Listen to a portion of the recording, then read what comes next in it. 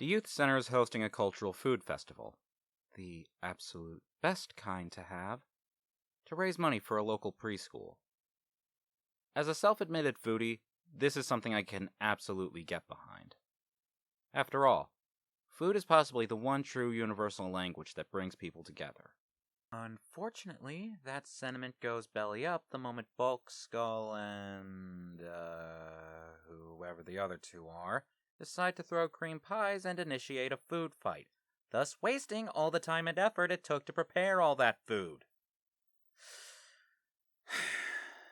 I am sympathizing with Kaplan here.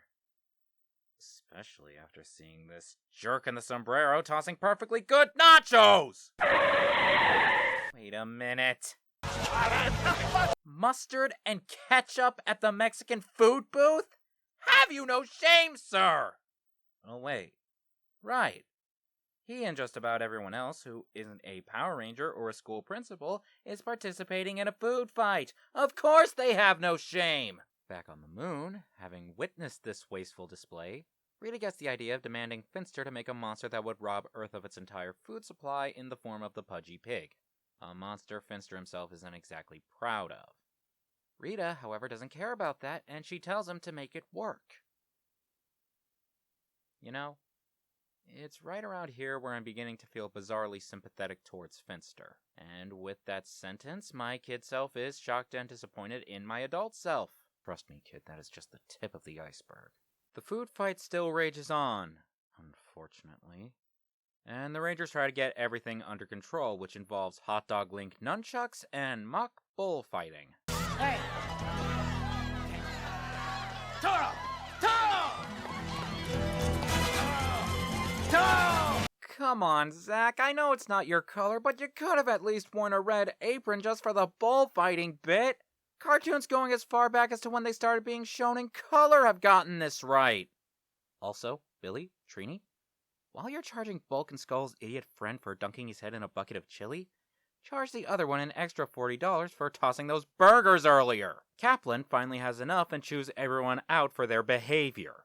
That's it! Look at this mess.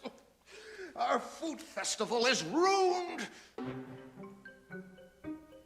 Oh, when you should be ashamed of yourself. I only hope we have enough money to pay for the playground equipment. But Mr. Kaplan... Oh, I don't want to hear any excuses. Here, you're in charge of the cleanup. This could be the foodie part of me talking, but I would have laid into them much harder simply for wasting food, let alone for failing to properly get the funding for the preschool. Zordon calls them to the command center to give them the details about Pudgey Pig before sending them off to deal with him. The fight is what we wrestling fans refer to as a squash, where the Rangers can't get a single hit on Pudgey, and just to add insult to injury, he eats their weapons.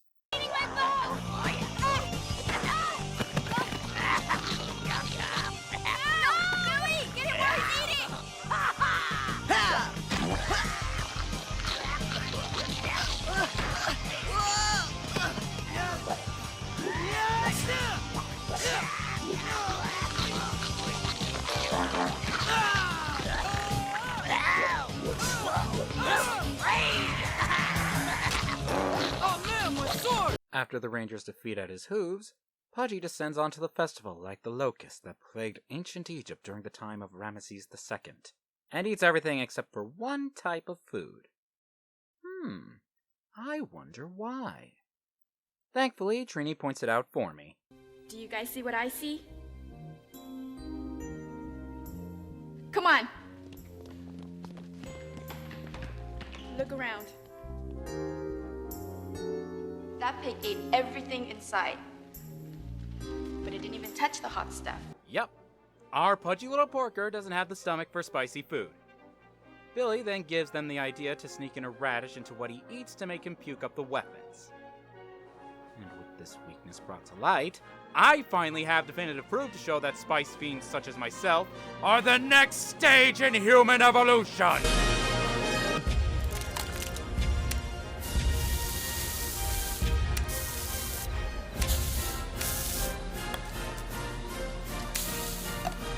Well played. Ouch!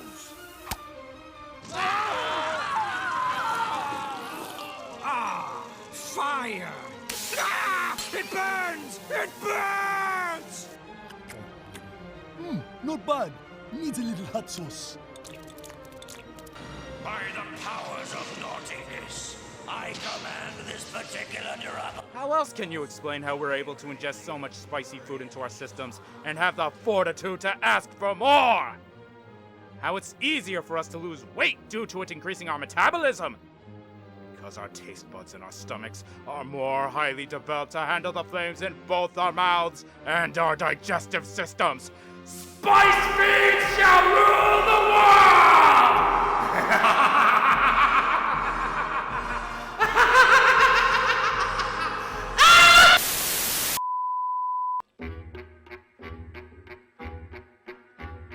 When the camel passes by, when the camel passes by, let his influence reach its immense when the camel passes by. Anywho, they teleport to the food packaging plant Pudgey held himself up at with the food they're going to give him, with Trini sneaking a radish into the sub to give Puny Pig an upset stomach so that he can puke out the weapons and everything else. With their weapons back, now it's the Rangers' turn to squash this pig for the battle earlier and turn him into pork rinds.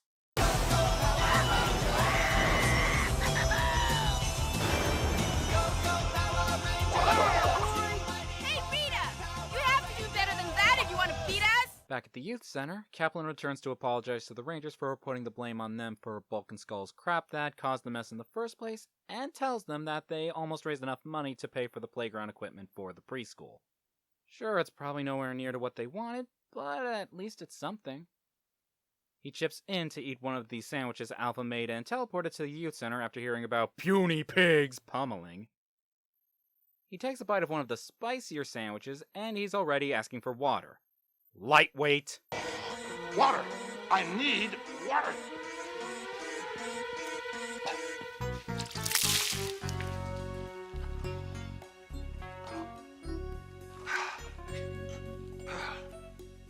A little hot, but not bad.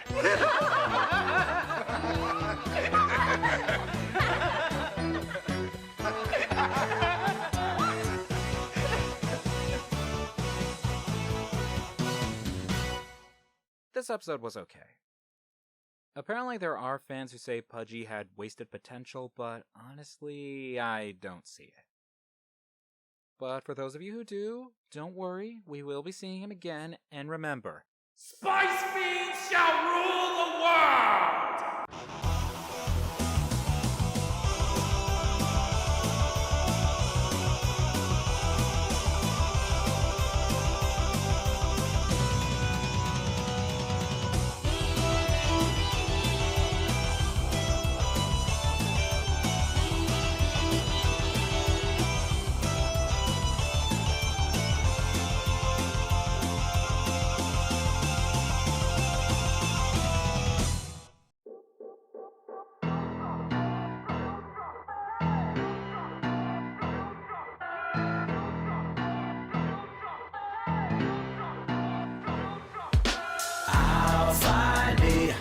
Something to eat, delicacies, and trees so sweet. You won't like me when I'm hungry. Give me something to eat, 'cause I must feed. My stomach is rumbling, gonna be troubling. Just give me a dumpling or something, because I just hit on my plate, there was nothing. And now give me famished, you better start running, 'cause I'ma just sell to eat you alive. The time to have you cooked up to deep fried. Now I continue the feast and the living until the whole of my stomach is filled and satisfied.